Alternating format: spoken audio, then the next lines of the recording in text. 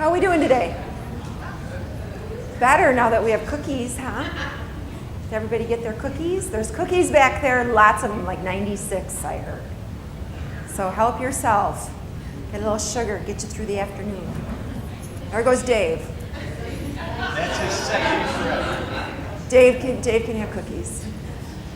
Everybody can have cookies. Feel free to get up and get some if you'd like. So good afternoon, everybody. Hello, thanks for coming. It was a really long board meeting this month. We're not going to go into as many details as it was a 3-hour board meeting, so we're certainly going to give you the Reader's Digest version, the Super Reader's Digest version, and just kind of go through what we talked about. There were just a lot of things related to finances and just some other things, but we do want to share with you the presentations. We think they are pretty important information, and so we'll start with having Katie talk about the parade recognition. Okay. How's everybody doing? Good. So this year, for the first time, and I've been here 10 years, we actually did a parade float in the various community parades. If you helped by walking in a parade, can you just stand up really quick?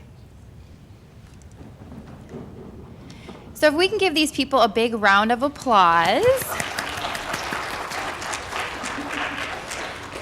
So all these individuals and many others walked, and I think we counted 8 or 9 parades throughout the summer. There was quite a few in communities across the district. So it was a great effort. The theme was envision yourself at Kishwaukee College.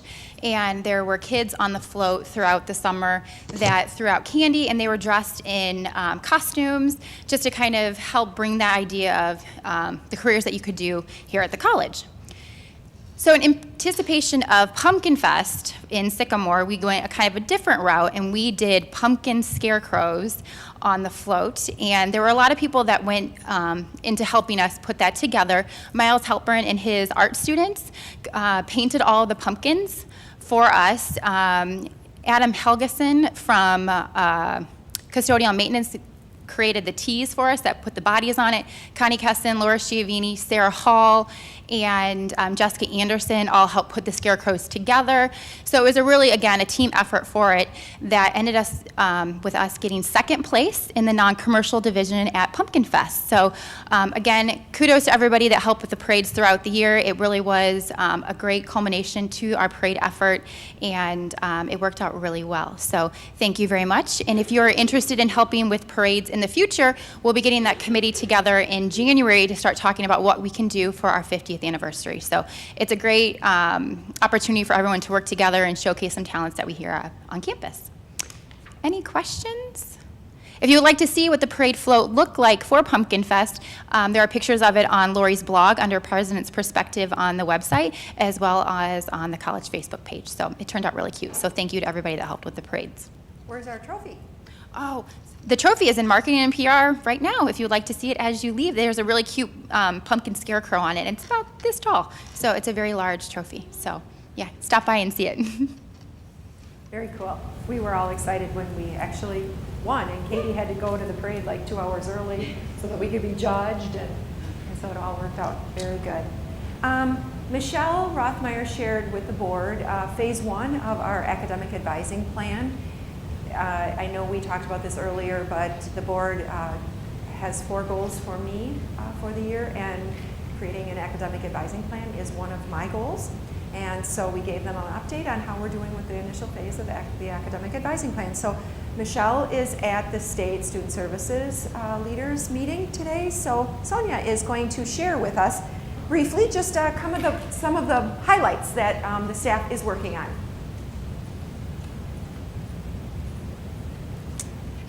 So thank you. So I'm excited to share what the advising plan is all about, but I think more so I want to go into just explain that this is really a commitment to serving our students in a proactive and comprehensive way so we can improve retention and completion rates.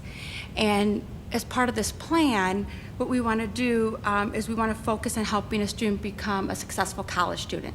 Some of those things could be doing referrals. Some of those things could also include helping them with what happens inside of the classroom, outside of the classroom. And so again, that's why I say it's a comprehensive and proactive way of outreaching to our students. The phase 1 of the plan kicked off in the spring of 17, and what we did to kick that off was the assignment of students to an advisor, academic advisor, counselor by Alpha. And so far that's working very nicely. Our students are coming in and they're being assigned to their advisors and meeting specifically with their assigned advisor. Also, implementation of SARS, and that happened in spring, so June 1st, and that's been going very well as well. Our students are catching on to student planning. There's a lot of pieces that go to student planning, but they're catching on very nicely. In addition to that, we have monthly communication plans where each of the academic advisors and counselors are reaching out to the students. More recently, they actually reached out to their individual group of students and did a midterm check and also a registration reminder. And students are responding, so that's a very exciting thing. More recently, our academic advisors, and specifically our lead academic advisor, is working with our deans.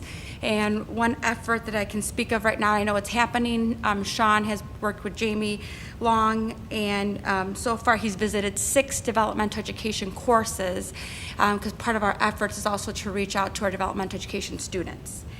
And then one that is really exciting, I think you all have seen on campus, is the mobile advising, or we also refer to it as pop-up advising, where our counselors and academic advisors are going around with a cart with goodies, but at the same time that they're doing that, they're actually setting up appointments for our students with each of their assigned academic advisor counselor. And so far we have 100 appointments from the time that we have instituted that. And that has been literally only a few weeks.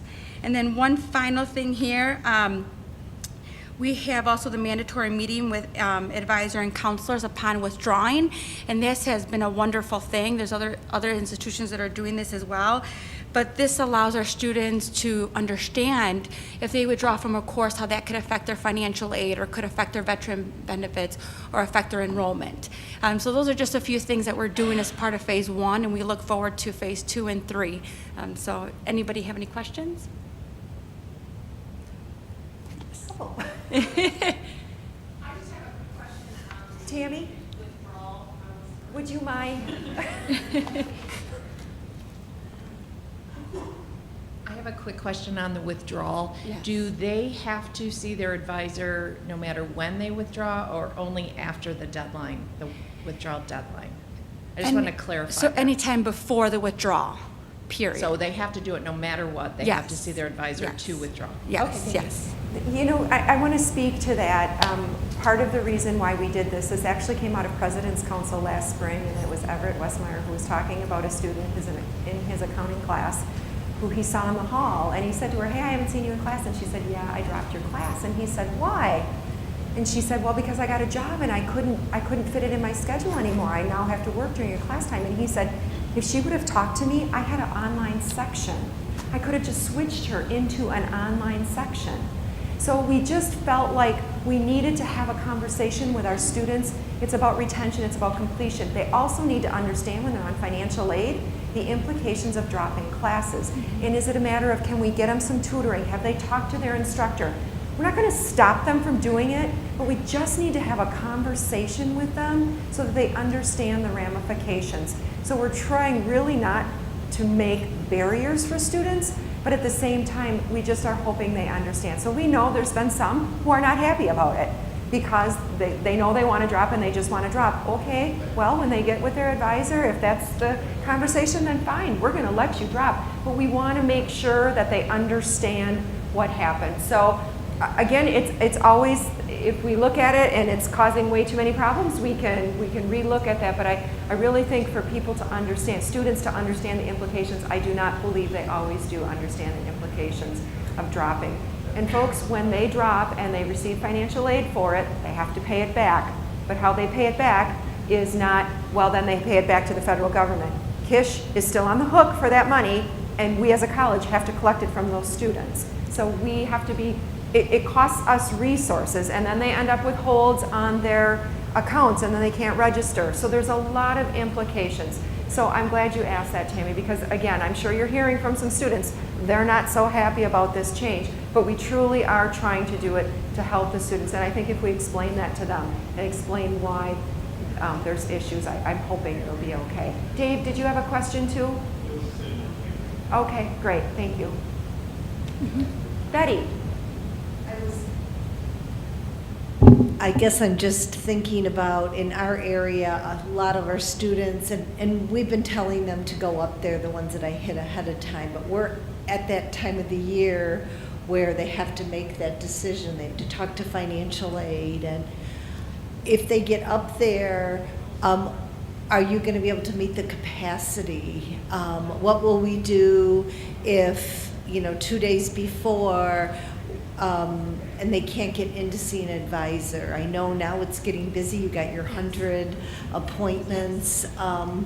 We'll waive it because even if there are appointments later, or how will we handle that with the deadline? Yeah, so thank you. That's a great question. We actually talked through that the last few weeks, and what we're doing is that we're actually blocking out some of our academic advisor schedules who are not blocked out yet, who do not have appointments. We're blocking their time on those days to have them available to see students, and if there's no students with withdrawal issues, then they can see any walk-in student.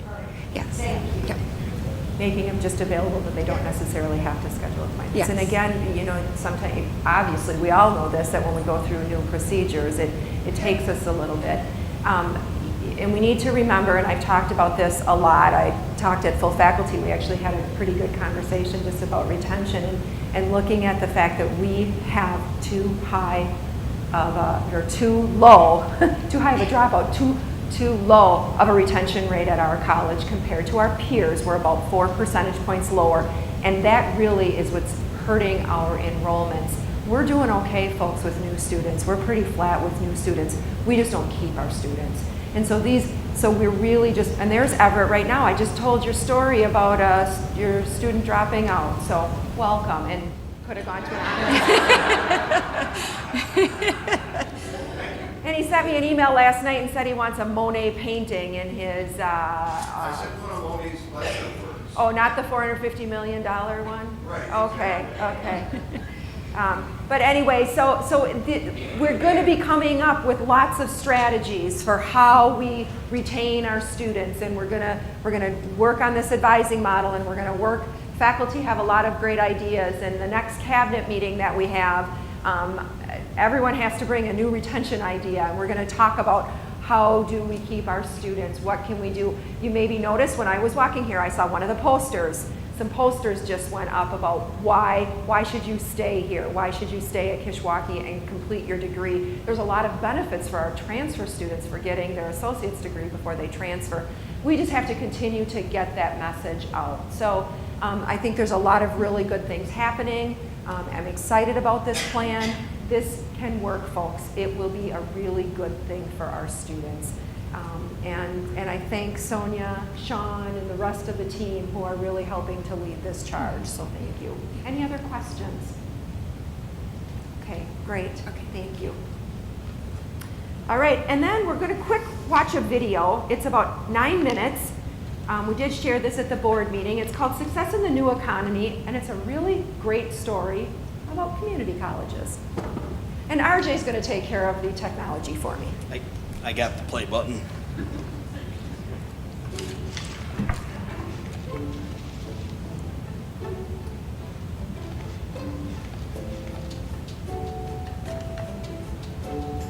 Education is core to our economy, but in order to guide our educational systems and maximize future income, we must understand the misalignment between education and our workforce. In my pursuit of higher education, I have earned 2 bachelor's degrees, 2 master's degrees, and am working on a PhD.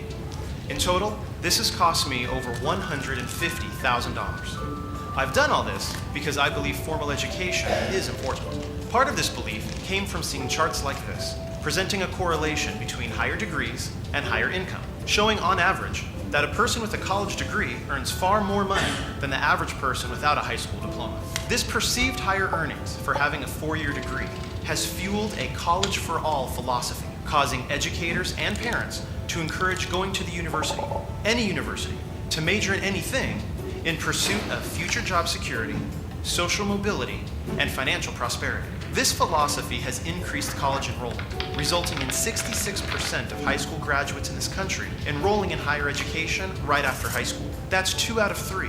Initially, they are deemed the successful ones. But what you won't see advertised is the reality that most drop out, and only a quarter of those that enroll will finish a bachelor's degree. Only after these few graduate do many of them start exploring careers. It is here that they discover that their degree may not have prepared them for the world of work. You may be well educated, but not every degree is direct preparation for employment. This misalignment between degrees and job skills causes half of university graduates to be underemployed in what are called gray-collar jobs, taking positions that do not require the education they have received at a cost that is more than they can afford. Conventional wisdom suggests that a university degree guarantees a higher salary. But with rising education costs, a shrinking job market, and the oversaturation of some academic majors in the workforce, this old advice is now a myth for a majority of students. The economy and the world have dramatically changed. Over the last 3 generations, we've gone from 13% of the population stepping into a college classroom to 60% attending some form of higher education. In 1960, when taking into account all jobs in the American economy, 20% required a 4-year degree or higher, 20% were technical jobs requiring skilled training, and 60% were classified as unskilled. But what's the right percentage to meet the labor market demand for tomorrow? In 2018, Harvard University predicts only 33% of all jobs will require a 4-year degree or more, while the overwhelming majority will be middle-skilled jobs, requiring technical skills and training at the credential or associate degree level. A 4-year degree may have many benefits, but think about the people you know who, from an economic perspective, inefficiently spent time and money to get a degree that perhaps they didn't really need for the career they are in. The true ratio of jobs in our economy is 1 to 7. For every occupation that requires a master's degree or more, 2 professional jobs require a university degree, and there are over half a dozen jobs requiring a 1-year certificate or 2-year degree. And each of these technicians are in very high-skilled areas that are in great demand. This ratio is fundamental to all industries. It was the same in 1950, the same in 1990, and will be the same in 2030. The hope for encouraging university education is that as the number of university-trained workers increases, the demand for their services in the workplace will increase as well. Unfortunately, this is not so. The whole pie may get bigger as the labor force and the economy grows, but the ratio will not change. The reality is, there will not be more professional jobs available within the labor market, and some professional jobs have been replaced by technology or are being outsourced. Well-intentioned attempts to send more and more students straight to the university will not change the types of jobs that dominate our economy, nor will a college-for-all mentality mask these labor market realities. The college-for-all rhetoric that has been so much a part of the current education reform movement is often interpreted as university-for-all. This message needs to be significantly broadened to a post-high school credential for all. Students at various educational levels have left school without employable skills, setting up our children for failure, costing them and taxpayers millions. All while the labor market is desperate for highly trained, skilled technicians. So how do you position yourself for high-wage, in-demand jobs? Let's say you were considering a career as either an electrician or a business manager. You would find that the average annual income for electricians is $51,000, only about half of the $105,000 average wage for management occupations. So at first glance, it looks as if getting a bachelor's degree in business is a no-brainer, but adding skills and ability into the picture adds a whole new dynamic. What if you have the potential to become an excellent electrician, but lack the skills and ability to be an excellent manager? Then you should be looking at projected incomes towards the bottom of the pay scale for managers and towards the top for electricians. You would then discover that electricians near the top of the pay scale make around $86,000, far higher than the income of a manager near the bottom of the pay scale at $52,000. Now this is just one example, but the concept is true throughout all industries. The claim that you will make more money with an increased amount of education is not necessarily inaccurate, it's just incomplete.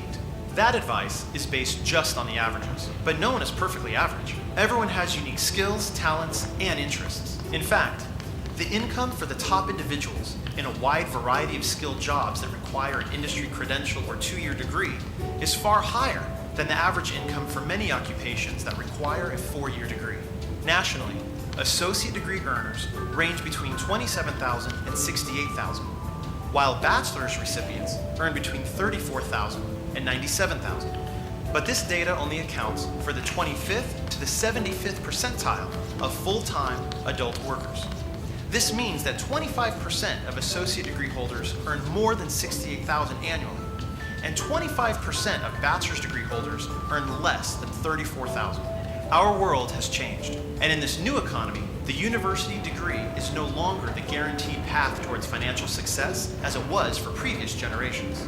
And even if you do earn one, that education alone may not be enough. In today's highly technical, knowledge-based economy, having hands-on skills and perfecting what you're good at can be more valuable than getting a degree in something simply to get one. Employers want to know what you can do and what you can do well, not just what degree hangs on your wall. Since new and emerging occupations in every industry now require a combination of academic knowledge and technical ability, we need to ensure that we're also guiding students towards careers and not just to the university. So before enrolling in classes or deciding what you're going to do next in your life, step 1 is self-exploration. In addition to your interests, really analyze your talents and strengths. Step 2 is career exploration. Understand the jobs available, the income ranges they pay, and evaluate the skills they require. Identifying an area that appeals to your interests, skills, and the labor market may be your first career. And then you can develop a tentative career plan, complete with multiple training and education options. The key is to align your interests and abilities with your first career choice and the education and training you'll need to receive.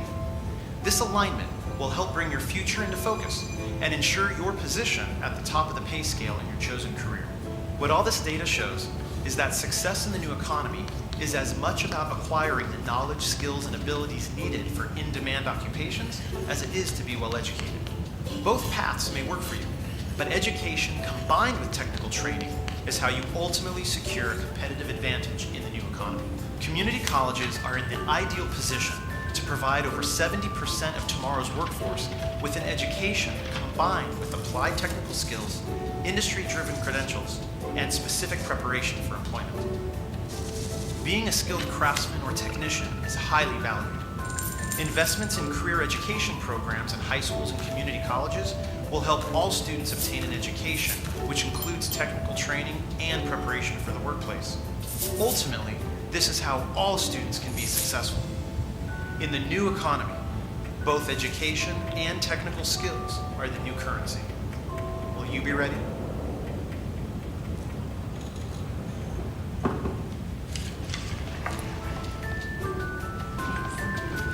Interesting. How many of you have seen that before? A few. Student service, the recruitment sort of people. It's been around for a while. I had seen it too before I came here, and I had kind of forgotten about it. And then working with Northwest Presidents Group, I think I had mentioned it, and doing that, we watched this video, and I shared it at the K-12 Administrators Breakfast. Like I said, we shared it at the board meeting. We watched it at a GREDCO meeting. So we've been kind of, it's been kind of making the rounds. The gentleman, Kevin Fleming, who wrote this, was the speaker last night at the Rockford Economic Development dinner.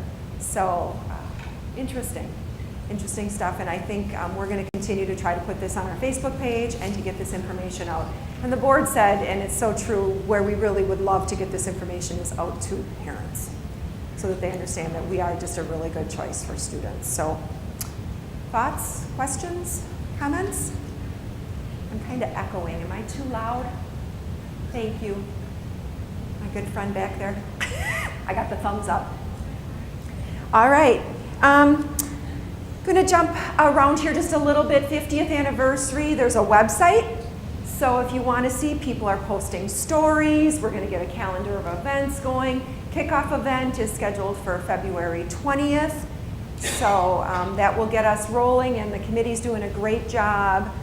Logos are out. We're going to get some logo wear in the bookstore and really getting starting the celebration of our 50th anniversary. It's going to be a great year. Anything I missed? No, just one comment on If you do go, it's kish.edu/50th, 50th. We are still working on the content, so it's not populated quite just yet, but it's out there. Welcome any feedback, but if you want to go check it out, they are working on a timeline. It's really cool. Lindsay Barron and Laura have been working on that, and it's an interactive timeline, so it's pretty cool. You can go out and take a look at it, but it is still under construction, but we welcome you to take a quick review. I know on the front page of the website, it does ask for stories, though. There's like a scroll that's asking for Yep, stories. on the website there is a form that you can fill out. So if you have a story from your time here at Kish, or if you know people, alumni, or anyone in the community, refer them. There is an online form to fill it out, and we would welcome any stories that people would like to share with us. Very good. The next thing we talked about was strategic planning. We have hired a company to help guide us through our strategic planning process. We're going to relook at our vision and our mission. We're going to develop some core values as an institution, and then we're going to, what we're going to try to do is the 6 categories of AQUIP that we use for our goals this year, like helping students learn, valuing people. There's 6 categories. We're going to try to turn those into KISH-related terms based on feedback in our communities, and then we'll develop each year our annual goals. So that's kind of how we're framing it. John Newton, most of you remember John Newton. He submitted a proposal to us, as did 6 other companies, and we did select John's company to work with us as we go through the strategic planning process. Our goal is to have this work done by September for our big 50th anniversary event that we can then, if we update the vision and mission and all of that, everyone from the college will be invited to participate in that process and give feedback about those things. So we're looking forward to that work starting in the very near future. We'll get together with John and get things started. So that will be very good. Let's see. Bill, do you want to, and I see our officer all dressed up back there. We did talk a little bit to the board about the Cadet Corps. Do either of you want to say, or both of you want to say something about the Cadet Corps? You want to say something too, Bill? Look at you all dressed up. Yes, you have to because of the people on the video and what's going on. Why are we all dressed up today?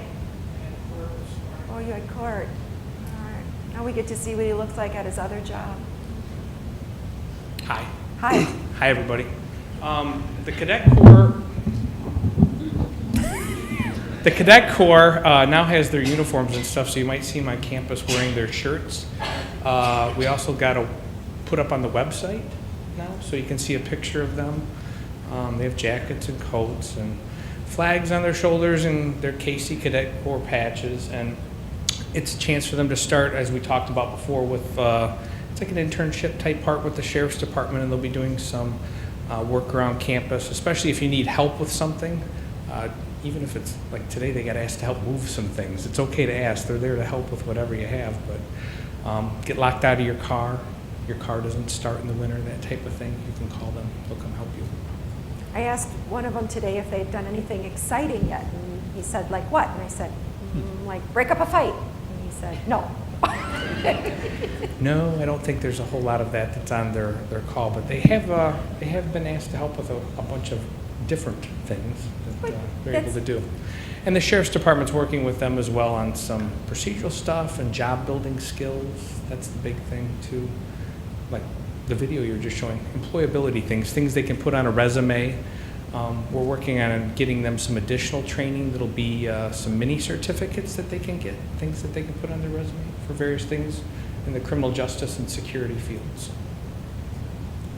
More eyes and ears to help out on campus. And if you need them, all you gotta do is call the operator. The operator will get a hold of them, and they have an extension now too. Very They have an good. office and an extension.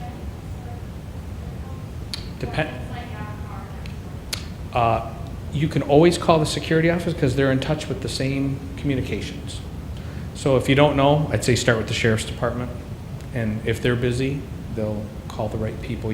Don't be surprised if you call the Sheriff's Department for a lockout or a jump start and they show up. Very good. I have nothing to add. I can't improve on perfection. Plus, he's packing, and I can't. I'm not messing with you today. All right, very good. Thank you. It's a great opportunity for our students. This is, again, common practice in many colleges because it's a big campus for one sheriff to cover. And so just having more people out there with eyes and ears see what's going on, and it does give our students great work experience. So kind of two benefits to that. Phil Oliver, our student trustee, gave a report. Lots going on campus and student activities. We're knee-deep in athletic events. Yesterday in the gym was a bags tournament. There's just a lot of things going on right now, and it's very exciting to see all the things the students are involved in. There were a lot of staff highlights. It looks like I'm doing okay. There were a lot of staff highlights in the President's Report this month, so I'm just going to mention a couple of them because I think it's good for us to hear what our peers are doing. Tim Lockman presented at the Network of Illinois Learning Resources in Community Colleges meeting on making the most of Google's G Suite. He's working, doing some work on redesign of that organization's website. Adjunct instructor in sociology Margot Milano received her PhD in counselor education and supervision. Betty Chilton and Kelly Sust, I saw both of them here, have earned the designation of certified nurse educator after meeting their eligibility criteria and successfully completing a certification exam. And it was administered by the National League of Nursing, so congratulations to the two of you.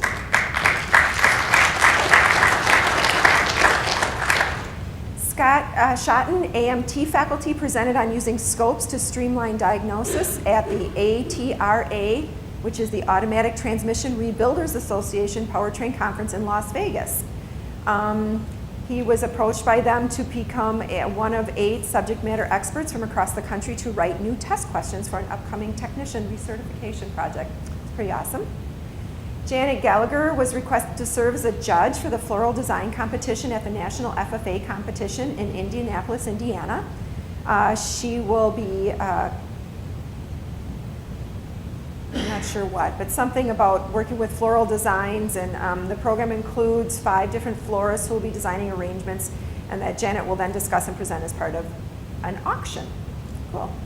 Dr. Nicole Potts from chemistry, Kimberly Allert, am I saying that right? Allert, A-H-L-E-R-T from physics. Charles Ramondi and student representatives of the ELE department represented Kishwaukee College at the NIU STEM Fest on Saturday, October 21st. There were lots of kids there who participated and did things with them. It's always great to have them out and presenting in the communities.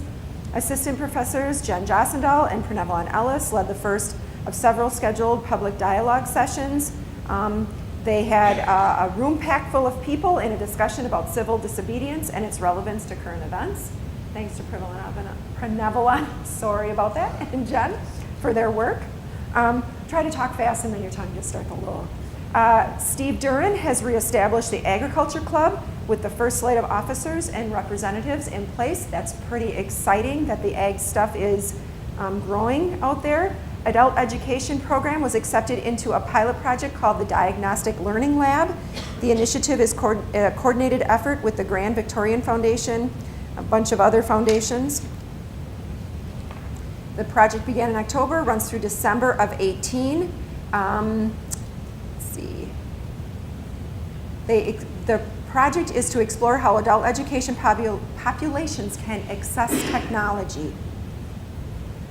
Terry Lynn Funston recently began serving as a member of the Art Institute of Chicago's advisory panel, where she is assisting the museum redesign and their website. She is also serving on the Smithsonian Institution's Curiosity Council, where she assists with coming up with ideas for upcoming national exhibits at various museums in Washington, D.C. So, lots of great things from all of our staff folks. Enrollment. I don't know if any of you have heard. Have any of you heard lately where spring enrollment's at? Raise your hand if you know where spring enrollment's at. Wow, okay, well then this is exciting.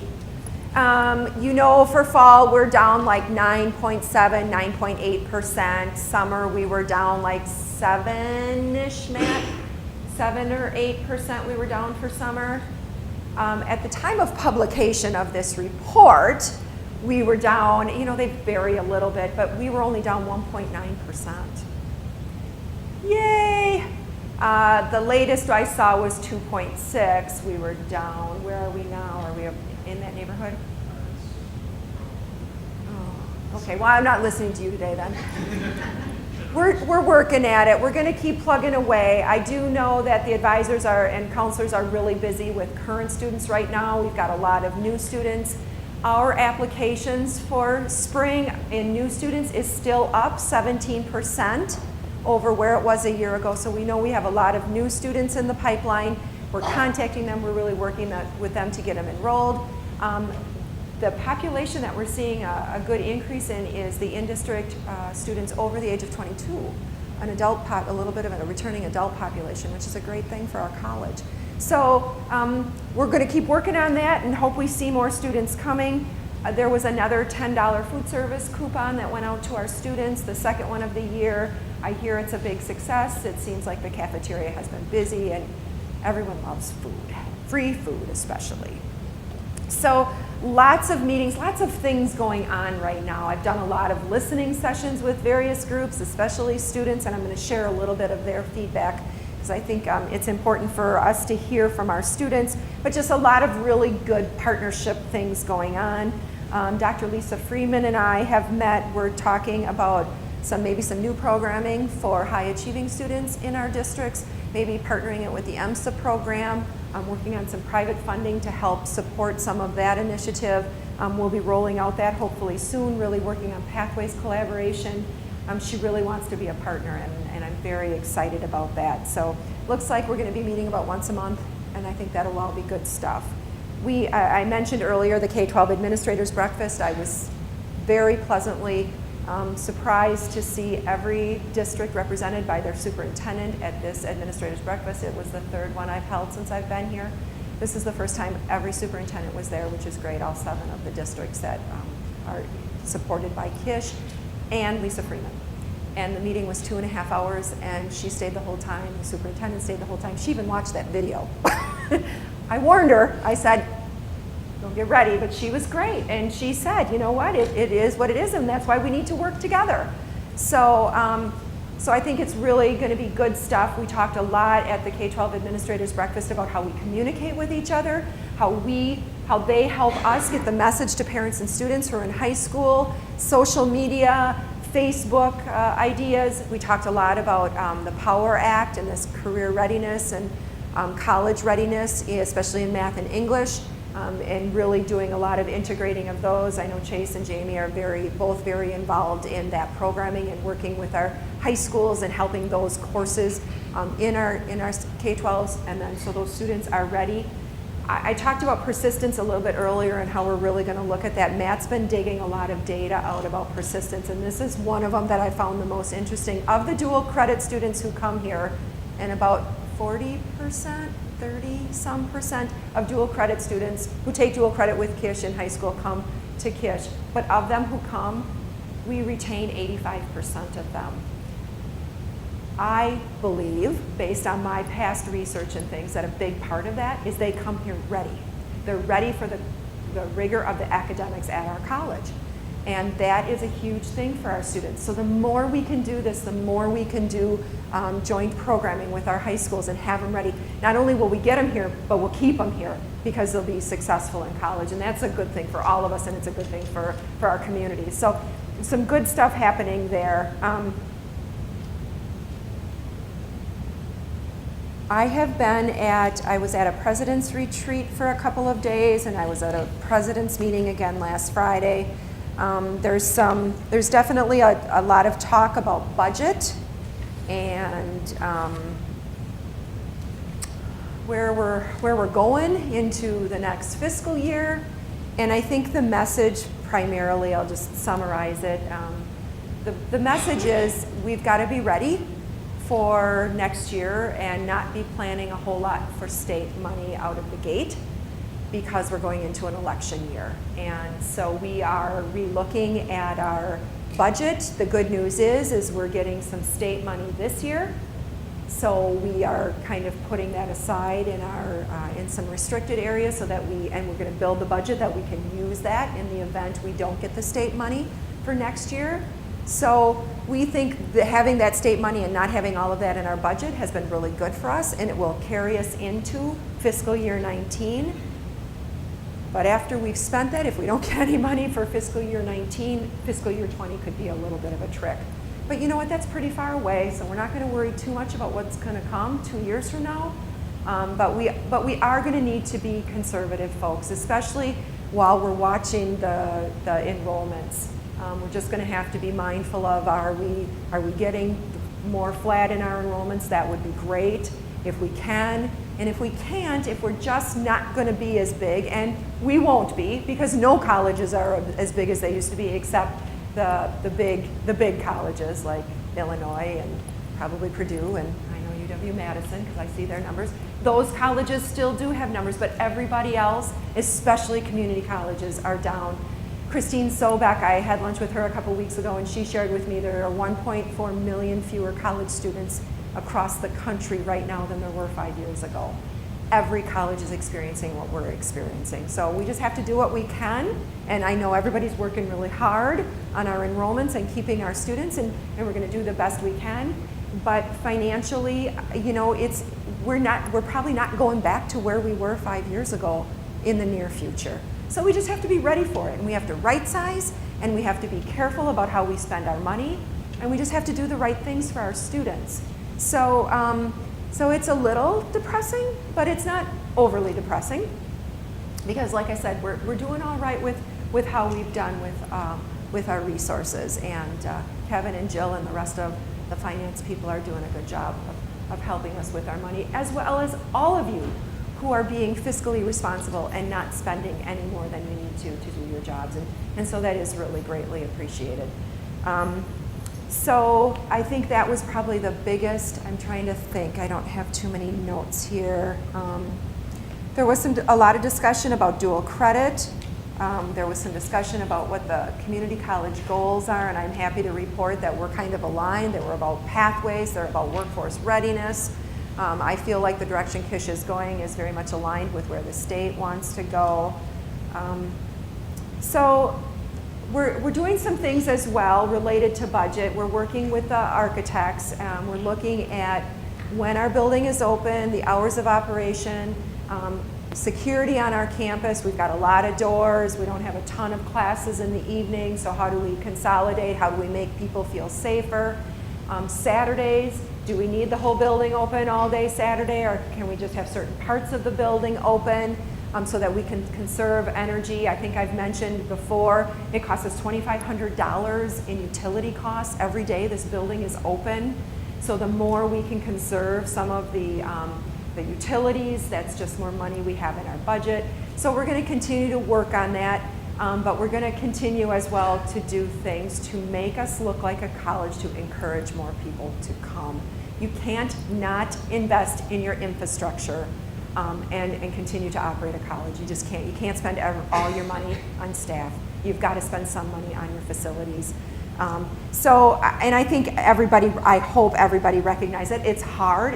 I know it's a hard message to hear, but I think the best thing we can do is, as people leave Kish or retire or find other opportunities, we're going to just really look closely at refilling those vacancies. I think that's going to have to be a big part of the key as we go forward. I do want to just quickly share with you, like I said, a little bit of the feedback from the students, from the student listening sessions that I held. I'm doing 2 groups this year. One group is, we're calling it the President Scholars Luncheon, but it's students who are either in Phi Theta Kappa or they are here on the Academic Achievement Scholarship. So that group of students, they talked a lot about the tutoring center. So those of you who work in the tutoring center have probably seen me, and in fact I was in there again today. You've probably seen me a lot in that area, because we need to talk about how we make sure students are aware of the tutoring center, the hours the tutoring center is open, the services that are available, the small workrooms that are in there, and how they can access those. So They just feel like they want to make sure they know about it. They mentioned a number of faculty who have listed the tutoring center hours on their syllabus or put them in the classrooms. We've talked about a poster that we're going to put in classrooms to post tutoring center hours so that students know what's available down there. We'll probably look at doing a little bit of restructuring of that space to make sure it's conducive to some good study areas and some quiet. And when you have a wide open space, sometimes it's a little bit harder. So we're looking at that space, making it a little bit more inviting when you first walk in. It's kind of closed off. So there's some things there that we need to do, but that's what students want. They want study space. They want to know that tutoring is available for that student support.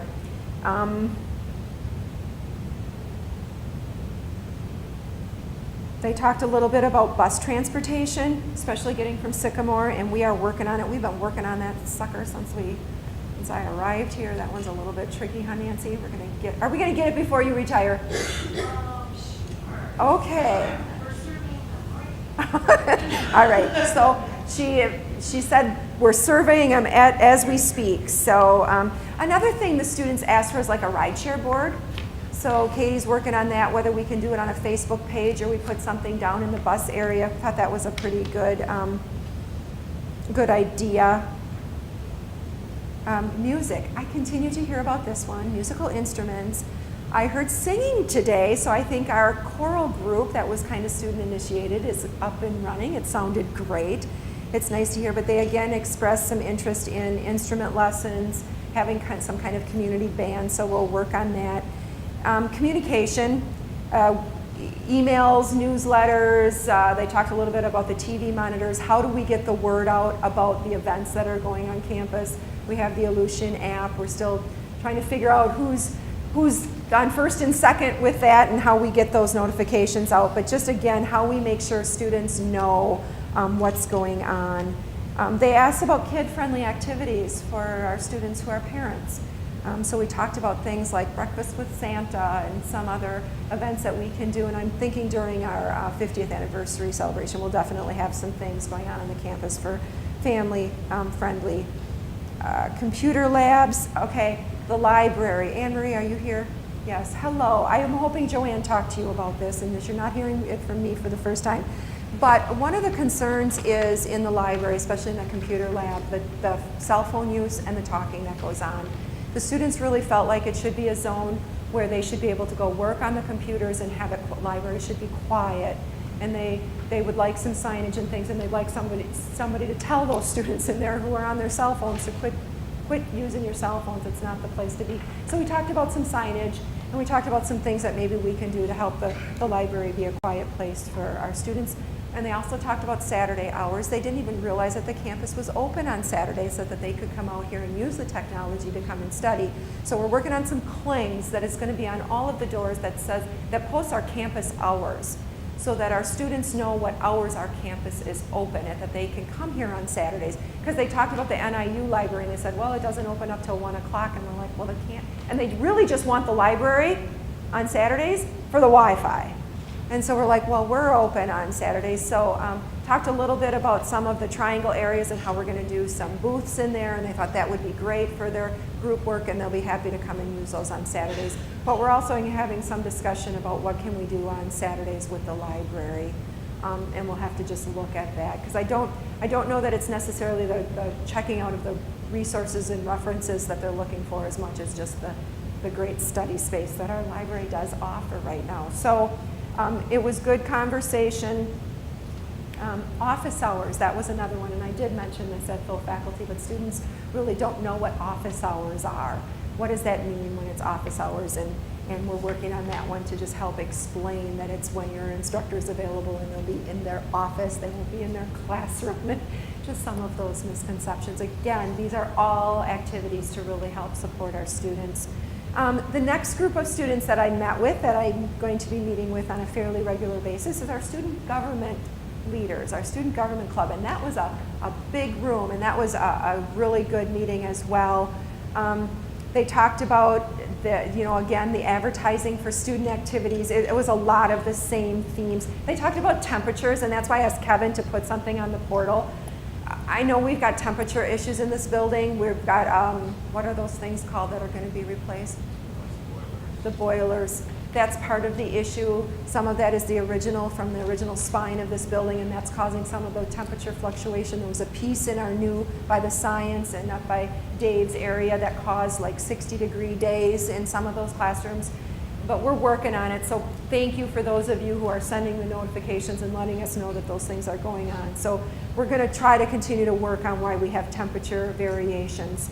I shared this story at full faculty, but I'm going to share it again. One of the students in the meeting, we talked about the classrooms, and she said, I signed up for a class, and the first day of class, I walked up to the classroom, and I looked in the classroom, and I realized I wasn't going to fit in those desks, so I went right back up to student services and dropped the class.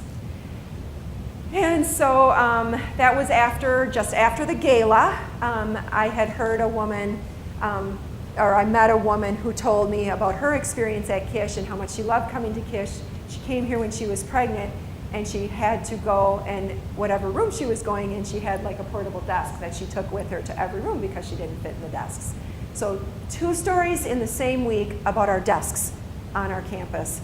And so our architect is now working on getting tables and chairs for our classrooms, for the classrooms that our students are going to be in. I'm hoping that all of the classrooms then will get table and chairs. We are trying to push it for the start of spring semester, so that means not everything in the classroom is going to be revitalized by spring. We're not going to have the carpets all done or the painting done, but at least we're going to get those desks fixed in the classrooms, because you can't have students who don't fit in the desks. That's just, we just don't have the right things now. Matt Eward's class too, he has some tables and chairs in there. If you want to check that out, they're kind of cute. They're like kindergartner looking. Have you all seen the movie Elf with Will Ferrell? And he's got Kevin sat in the chair, and I swear that's what he looked like. His knees were up.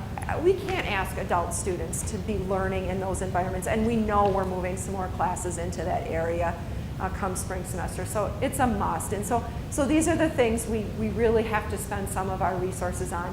I'm not sure if I've mentioned it at a presidential briefing, but we do have a little over $1 million, about almost 1.2, 1.1, a little over $1 million still in the fund from our referendum.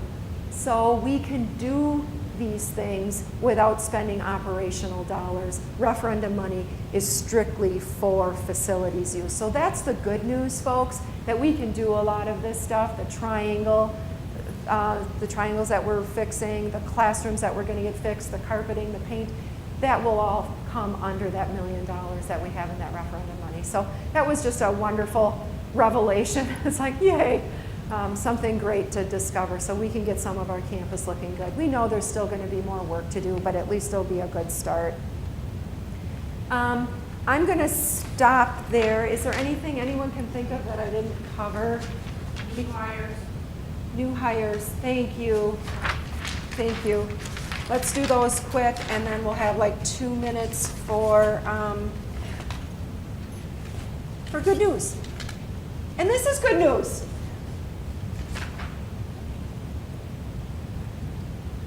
Nikita Carrington. Is she here? Nikita, hello, welcome.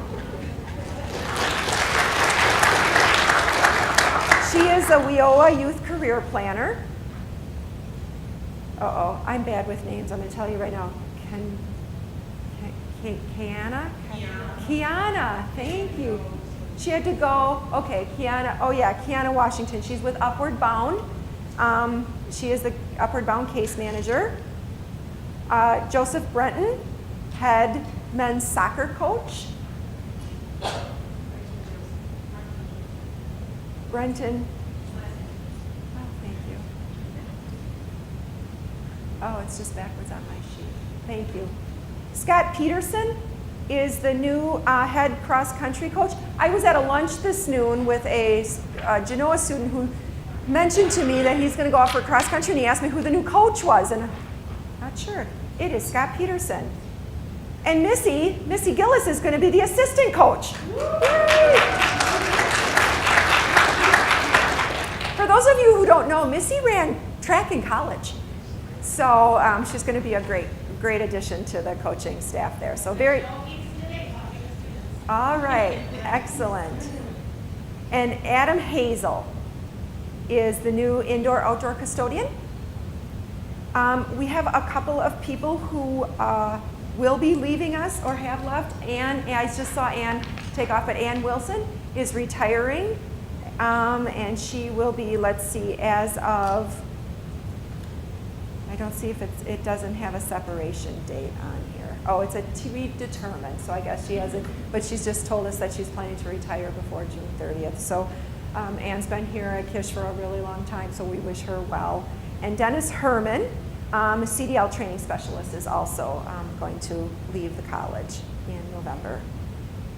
And those are the employee changes. So thank you, Dariana, for catching that for me. All right, we've got 3 minutes. Anybody have any? Oh, Elise is here. Is there anybody else who's new that hasn't been? Elise, you want to wave? Elise is working in marketing. She is our social media person. We needed a really young person who gets all this technology. So welcome to Kish, Elise. We're glad you're here. Anybody else? Have I missed? Is there anybody who's, yes, Everett? Want good news? I do want good news, and I also want to know if there's any, so come on, you got to come to the microphone. But I want to know if there anybody else who I haven't announced in a previous month or is new, or I want to make sure I don't miss anybody. I don't do it intentionally. Sometimes I'm getting old, forget. Okay, Everett. Okay. Go for it. 2 things, both with NIU. The public accounting firms, so if you know any students who are accounting majors, I've tried to reach out to all of mine.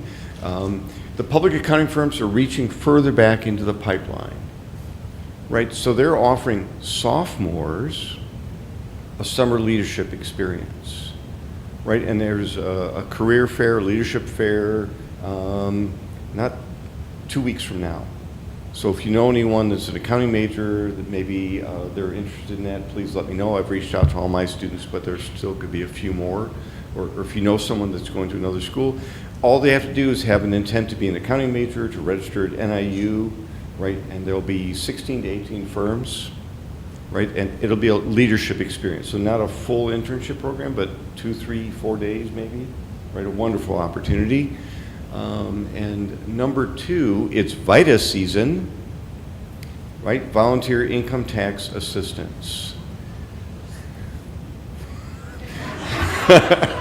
So if anyone, I've offered this to my students also, if anyone has any interest, please come see me. I can give you a form where you can call. It's coordinated, run by Goodwill Industries out of Rockford. The site is actually at NIU for this area. Right, we had several students participate last year. We'll have several more participating this year. There's a training. It's all online, so you don't have to commute anywhere. Right, you get certified online, right, and then you go to the site and help people prepare their tax returns. So you're working with people who struggle with the tax code, and even just filling out a basic 1040 EZ. Right, you're helping them, making sure they get the maximum refund they're entitled to. So if you have an interest or know someone that has an interest, please send them my way. Thank you. Everett, you're the only person I know who can make taxes exciting. Right. And that's one of those career things. It is. Right? It is. Yeah. Gotta love what you do, right? Very good. Betty. I just have 2 quick announcements. One is I wanted to recognize Kelly Soost because she worked with 3M, approached her to have nursing students. They were doing blood pressure screenings for all of their employees, and she managed to get her both fundamentals and senior students all out there on all different shifts. Now the students did get a free Littman stethoscope for doing it, but it was quite the event. And again, another way for us to get out in the workforce and be partnering with some people out there. And then this is hot off the press. Okay. You ready? Yeah. Yesterday, my dear colleague Jamie Long was elected president of the Arts and Science Transfer and Developmental Education Administrators Commission. Doesn't that sound important? This, just to make it even more important, it is an affiliated organization with ICCB. Let's give her a round of applause.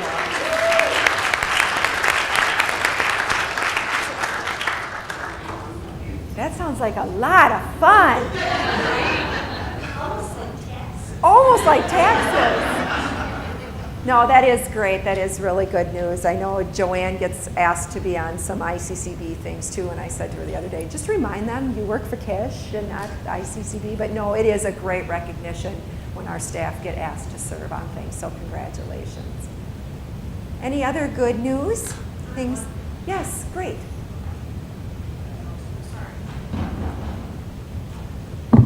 I just want to thank the faculty. I one of the faculty adjunct, Leonard McCall. He works really closely with a lot of students, and when he sees they're in needs and trouble, he will kind of filter them out. So he was able to filter a young man to Lucretia. Lucretia was able to filter him to me, and we're able to help him. So that's one student that won't have the barrier of not being able to enroll in classes, and they can continue on. And so I just really thank the collaboration and just networking that the college is doing, and people are learning more and more about the services that are available here. That's how we're actually able to help our students, when we know what is going on in our college. Yes, and we are very fortunate. Yes,